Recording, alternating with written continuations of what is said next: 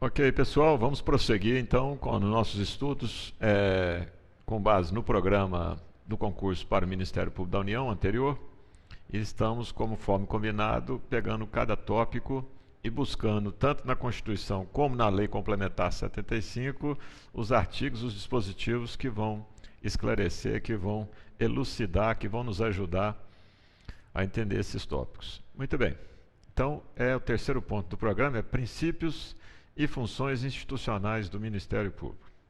Muito bem, nós vamos encontrar isso na Constituição Federal, lá no artigo 127, no parágrafo 1º, e também na lei complementar que nós vamos falar a seguir. Lá na Constituição Federal, no artigo 127, parágrafo 1º, está anunciado que os princípios institucionais da instituição Ministério Público são 3 desses princípios. É importante guardar isso, que costuma cair muito no concurso. É o princípio da unidade, da indivisibilidade e da independência funcional. Alguns autores não fazem a distinção entre a unidade e a indivisibilidade, porque eles estão muito integrados entre si, e muitas vezes é difícil fazer essa distinção. Muito bem, mas nós costumamos dizer que o princípio da unidade consiste em dizer que o Ministério Público constitui um só órgão.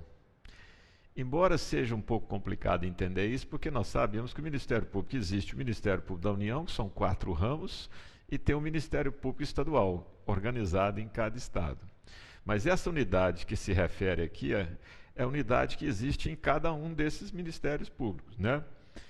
A gente então diz que o Ministério Público é um órgão só, é um órgão uno, caracterizado pela unidade, diferentemente do Poder Judiciário, né? Tem só um chefe, né? Então, o princípio da unidade simplesmente é isso, embora seja um pouco, às vezes, complicado entender como que se pode falar que é um só órgão, se existe o Ministério Público da União, 4 ramos, e existe o Ministério Público Estadual. Mas é bom lembrar que a unidade existe em cada um desses ramos do Ministério Público da União e no âmbito do Ministério Público Estaduais. Constitui um só órgão, uma só chefia, um só comando, né? Muito bem, o princípio da indivisibilidade decorre da unidade.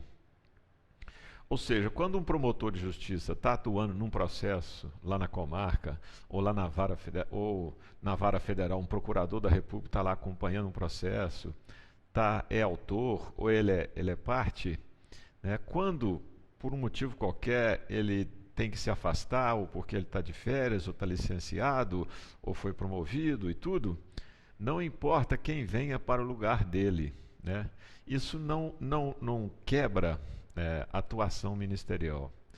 O importa é que quem estará atuando ali não é aquele determinado membro do Ministério Público, não é daquele determinado promotor, aquele determinado procurador, mas sim o Ministério Público. Então a ação ministerial é caracterizada pela indivisibilidade. Não importa se começou uma ação penal, tem um promotor, e ele por um motivo qualquer teve que se afastar, aquele que vier ali estará representando não ele próprio, mas sim o Ministério Público. Então, a ação ministerial, seja como parte, como autor lá de uma ação penal, de uma ação civil pública, seja como fiscal da lei, atuando lá como custos legis, não importa aquele que estiver atuando. É o Ministério Público, sim, que estará atuando. Então, a ação ministerial, nesse sentido, ela é caracterizada pela indivisibilidade, que nós costumamos dizer. Esse princípio da indivisibilidade decorre da unidade, né? Repare, então, que eles estão intrinsecamente ligados, da unidade e da indivisibilidade. E o princípio da independência funcional? Esse é mais fácil de perceber pelo seguinte: quando o promotor, quando o procurador lá da República, quando o procurador de justiça ou quando o procurador do trabalho estiverem atuando, eles não têm que prestar conta a ninguém, desde que eles estejam no exercício da sua função, desde que eles estejam cumprindo com as suas funções constitucionais, né? Ele só presta conta de seus atos à Constituição, à lei, né, e à sua própria consciência, né? Então ele tem absoluta independência no exercício das suas funções, né? Então ele não precisa pedir autorização e não tem que prestar conta. Ainda que administrativamente ele tenha, por exemplo, o chefe lá, o Ministério Público da União tem um chefe, o Procurador-Geral da República, ou que cada ramo do Ministério Público tenha lá o seu procurador-geral, né, ou que no Ministério Público Estadual exista lá o procurador-geral de Justiça, não importa, essa é uma relação, podemos dizer, administrativa. No exercício da função que o Ministério Público tem, que o membro do Ministério Público cumpre, né, ele goza de absoluta independência, ele não tem que prestar contas a ninguém, a não ser, como eu disse, a sua consciência, a Constituição e as leis, né?